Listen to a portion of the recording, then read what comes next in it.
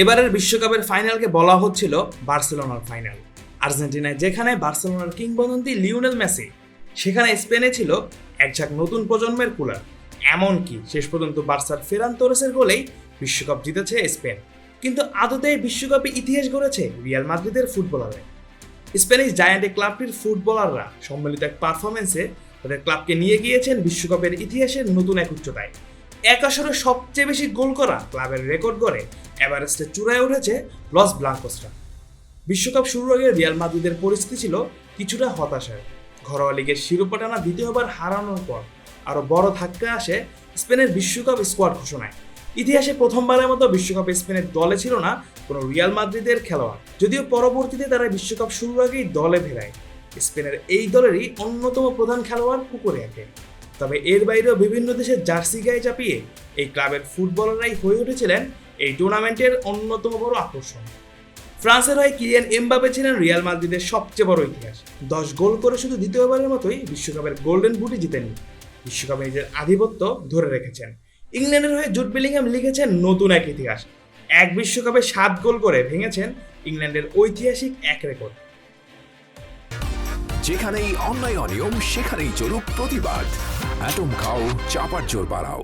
কোনো আসরে এত গোল করতে পারেনি আর কোনো ইংল্যান্ডের ফুটবল। অন্যদিকে ব্রাজিলের হয়ে ভিনিসিয়াস জুনিয়র করেছেন 4টি গোল। তুরস্কের হয়ে আর্দা গোলার যোগ করেছেন আরও 1টি গোল। এই 4 তারকার গোল মিলিয়ে রিয়াল মাদ্রিদের খেলোয়াড়দের মোট গোল সংখ্যা দাঁড়িয়েছে 22টি। আর এই 22 গোলেই তৈরি হয়েছে নতুন এক বিশ্ব রেকর্ড। বিশ্বকাপের ইতিহাসে এর আগে কোনো ক্লাবের খেলোয়াড়রা এক আসরে এত বেশি গোল করতে পারেননি। রিয়াল মাদ্রিদ পেছনে ফেলেছে 1954 সালের হোনবেদ, 2014 সালের বায়ার্ন মিউনিখ এবং 2022 সালের পিএসজির করা 18 গোলের রেকর্ড। এবারে বিশ্বকাপে এই তালিকায় দ্বিতীয় স্থানে রয়েছে ইউরোপিয়ান চ্যাম্পিয়ন পিএসজি।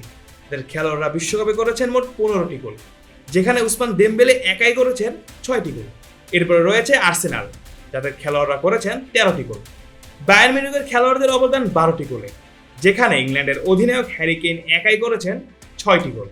আর লিওনেল মেসির অসাধারণ পারফরম্যান্সে ইন্টার মিয়ামিও জায়গা করে নিয়েছে এই শীর্ষ তালিকায়। এদিকে গোলের পাশাপাশি অ্যাসিস্টও ছিল রিয়াল মাদ্রিদের জয়। এক এমবাপেই করেছেন 4টি অ্যাসিস্ট। নিজের গোলের পাশাপাশি স্বতন্ত্র দিয়ে গোল করিয়েছেন জুড বেলিংহাম, ভিনিসিয়াসরাও। এমনকি রিয়াল মাদ্রিদের নতুন সাইনিং স্পেনের কুকুরেও করেছেন 2টি অ্যাসিস্ট। অর্থাৎ বিশ্বকাপের ট্রফি বার্সেলোনার সিংহভাগ ফুটবলাররা জিতে গেলেও ভিন্ন এক পরিসংখ্যানের পাতায় অন্য এক গল্প লিখেছে রিয়াল মাদ্রিদ।